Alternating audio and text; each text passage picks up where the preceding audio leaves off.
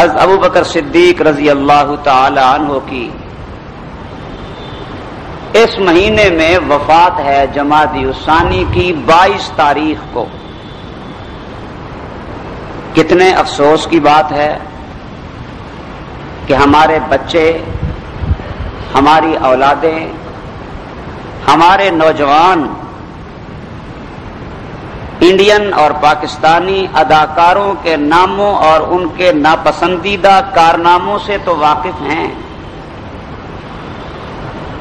اخبار میں کسی اداکار کی تصویر نوجوان کے سامنے رکھ کے پوچھو یہ کون ہے، فوراً بتائے گا یہ فلاں ہے۔ کسی کا نام لے کر پوچھو کہ یہ اداکار پاکستانی ہے یا انڈین ہے یا کس ملک کا ہے، فوراً بتائے گا۔ لیکن بڑے افسوس کی بات ہے، میں نے 11ویں جماعت کے ایک طالب علم سے پوچھا کہ خلفائے راشدین کے نام معلوم ہیں؟ کہنے لگا نہیں۔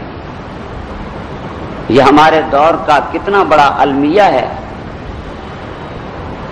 کہ مسلمانوں کے بچوں کو اداکاروں کے نام یاد ہیں، گلوکاروں کے نام یاد ہیں، لیکن خلفائے راشدین کے نام یاد نہیں۔ اور پھر ستم بالائے ستم یہ کہ تعلیمی نصاب سے بھی ان کے ناموں کو خارج کرنے کی سازشیں ہو رہی ہیں تاکہ اسلام اور دین کی مقتدر شخصیات کی عظمتوں کا تصور ہی ذہن سے نکل جائے اور مسلمانوں کی نسل نو اپنے دین سے بے بہرا اور محروم ہوتی چلی جائے۔ صدیق اکبر رضی اللہ تعالی عنہ حضور اکرم صلی اللہ علیہ وسلم کے پہلے خلیفہ ہیں۔ ابو بکر ان کی کنیت ہے، عبداللہ ان کا نام ہے، صدیق اور عتیق ان کے القاب ہیں۔ ابو بکر کو ابو بکر اس لیے کہتے ہیں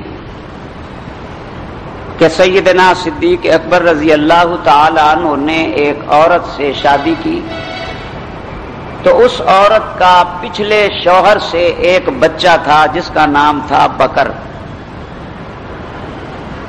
تو اس بکر کی وجہ سے اس کی والدہ ام بکر کہلاتی تھی۔ جب انہوں نے ابو بکر صدیق رضی اللہ تعالی عنہ سے نکاح کر لیا تو اب وہ تو ام بکر تھیں، یہ ابو بکر بن گئے۔ تو یہ کنیت ہے سیدنا صدیق اکبر رضی اللہ تعالی عنہ کی، اور ان کا اصل نام ہے عبداللہ۔ اصل نام کیا ہے؟ اب ہمارے مسلمانوں کو ابو بکر کا اصل نام کا پتہ نہیں، عبداللہ ان کا نام ہے، اور حضور اکرم صلی اللہ علیہ وسلم کی بارگاہ سے صدیق کا لقب ان کو عطا کیا گیا۔ بعض مورخین نے لکھا کہ صدیق آپ کو زمانہ اسلام سے پہلے بھی کہا جاتا تھا، اس لیے کہ آپ ہمیشہ سچ بولتے تھے۔ اسلام لانے کے بعد بھی اور اسلام لانے سے پہلے بھی حضرت ابو بکر صدیق رضی اللہ تعالی عنہ نے کبھی جھوٹ نہیں بولا، کبھی زنا نہیں کیا، کبھی شرک نہیں کیا۔ تو صدیق کا لقب مشہور روایات کی روشنی میں آپ کو حضور اکرم صلی اللہ علیہ وسلم کی نطق رسالت سے ملا ہے۔ صدیق میں اور صادق میں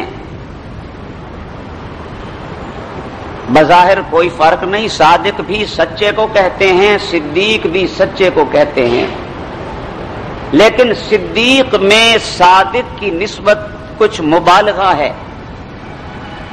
صادق کا معنی ہے سچ بولنے والا، اور صدیق کا معنی ہے بہت زیادہ سچ بولنے والا۔ صادق کا معنی سچا اور صدیق کا معنی سچائی کا پیکر، جس کی زبان سے ادا ہوتے ہوئے سچائی اور صداقت فخر محسوس کرے۔